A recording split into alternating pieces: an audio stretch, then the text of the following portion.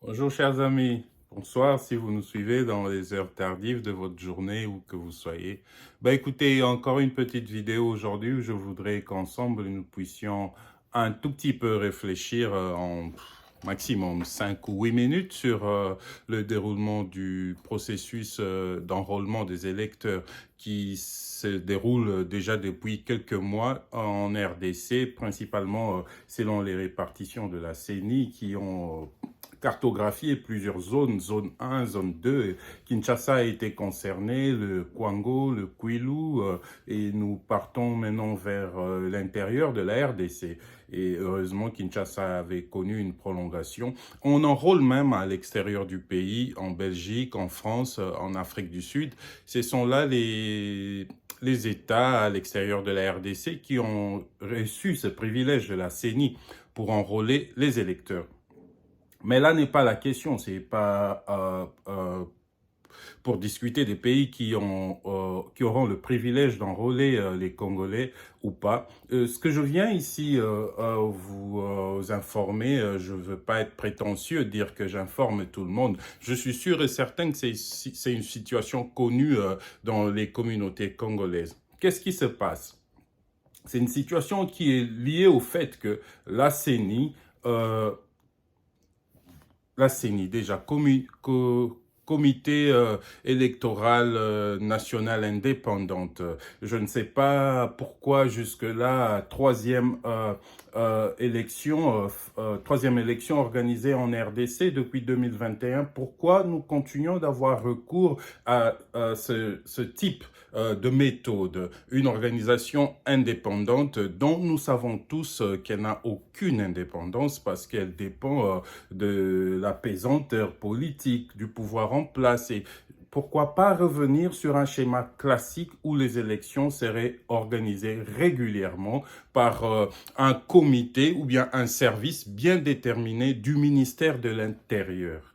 Ça donnerait beaucoup plus de moyens et d'expertise. Pourquoi je parle d'expertise? Nous aurons des gens régulièrement qualifiés, entraînés pour ces genres de tâches. Qu'est-ce qui se passe en ce moment-ci? La CENI, qui a obtenu la mission d'organiser les élections de manière libre, transparente et indépendante en RDC, a recours à plus de 60% de son personnel. Ce sont des saisonniers. Ce sont des gens que la CENI recrute ponctuellement à l'aube des élections et ils se séparent d'eux aussitôt. Là n'est pas le problème, ça peut toujours se faire de manière professionnelle, mais malheureusement, ce n'est pas ce qui se fait en RDC, surtout dans les endroits reculés, hein, dans des milieux ruraux. On recrute un peu vaille que vaille, on recrute n'importe qui.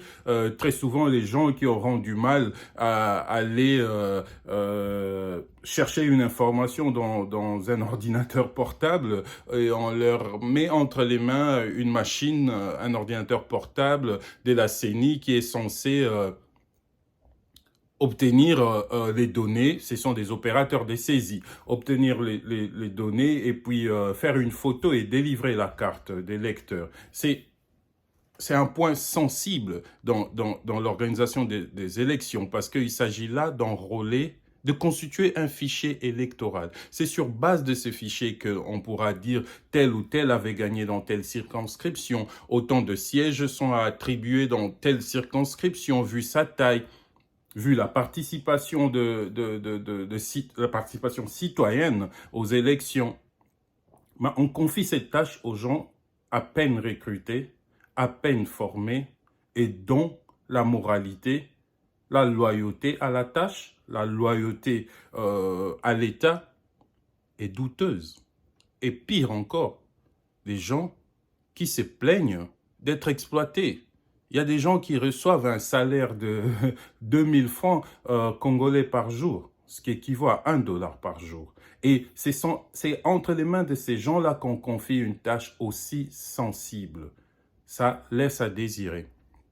Eh ben, nous allons peut-être, pour certains, ils diront que nous sommes des prophètes de malheur, ce qui n'est pas le cas. La raison pour laquelle je me tiens devant vous aujourd'hui pour discuter de ces sujets, c'est parce que nous avons observé des déviations. Qu'est-ce qui se passe sur le terrain? En ce moment-ci, moi, je suis à l'étranger. Je devais rentrer pour obtenir ma carte d'électeur. Je le veux bien, mais retenu ici pour des raisons professionnelles et familiales.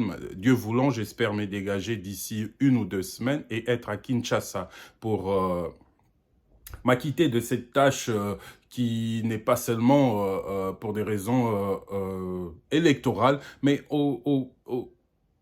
par rapport à ce que traverse notre pays aujourd'hui, avoir sa carte d'électeur, c'est comme un devoir patriotique également, parce que nous voulons contribuer à ces efforts que toute la nation, que vous et moi, ceux qui dirigent et ceux qui sont dirigés, que nous sommes tous censés contribuer pour construire une vraie démocratie en RDC. Ça demande la participation citoyenne de tous, et je ne voudrais pas me soustraire de ce devoir.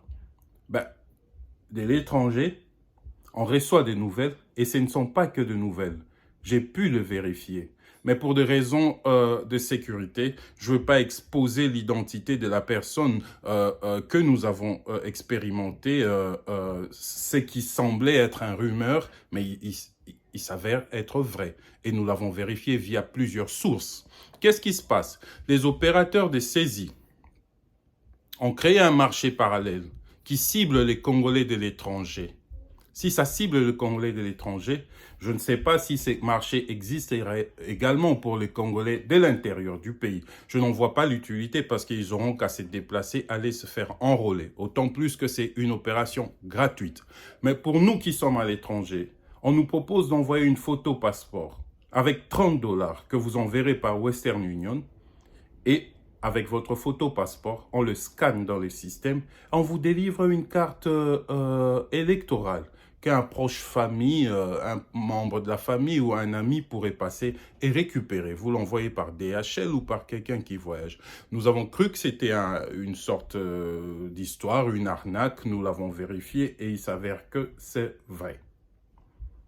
Je me demande, ces cartes d'électeurs qu'on délivre à distance, via une simple photo passeport scannée, ces cartes d'électeurs valent quoi? Ces cartes d'électeurs vont-ils aller gonfler le fichier électoral de manière fictive?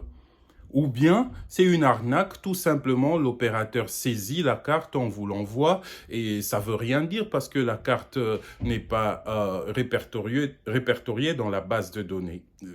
C'est ce que je voudrais souhaiter. Parce que sinon, si ces cartes d'électeurs vont gonfler le fichier électoral, nous ne sommes pas très loin. Nous ne sommes pas très loin d'une opération qui viendrait à mettre en mal l'intégrité du processus électoral. Parce que le fichier serait un fichier dopé par des fictifs. Des fictifs qui sont des vraies personnes vivant à l'étranger. N'allez pas me demander pourquoi ces gens ont besoin de ces cartes électeurs. Nous connaissons tous les réalités socio-économiques de notre pays et parfois les Congolais, quand ils sont à l'étranger, ils sont obligés de faire certaines démarches administratives pour régulariser leur situation de leur titre de séjour. Il y a plusieurs raisons pour lesquelles les gens ont besoin d'avoir des pièces d'identité de leur pays d'origine. Et les gens, parfois, ils viennent pour des raisons qu'on ne va pas épiloguer ici. C'est quelque chose dont certaines personnes ont besoin et qui se fait. Donc, c'est un message, un signal d'alarme que je lance pour que les organisateurs de ces élections, que les responsables de la CENI, mais aussi vous, que nous, les citoyens, nous puissions un tout petit peu lever le voile pour voir ce qui se passe réellement dans ce processus électoral que nous voulons être dépourvus de toutes sortes de défauts, de dégâts qui viendront enfreindre à son intégrité. Mais c'était une petite vidéo pour vous dire, faisons quand même attention, faisons en sorte que cette situation soit connue et que les autorités acquis de droit puissent voir comment mieux encadrer les opérateurs de saisie qui se donnent à cœur joie d'imprimer des cartes d'électeurs pour les gens qui ne sont pas là. Et la question c'est, est-ce que ça va gonfler le fichier électoral? Allez, portez-vous bien. Au revoir.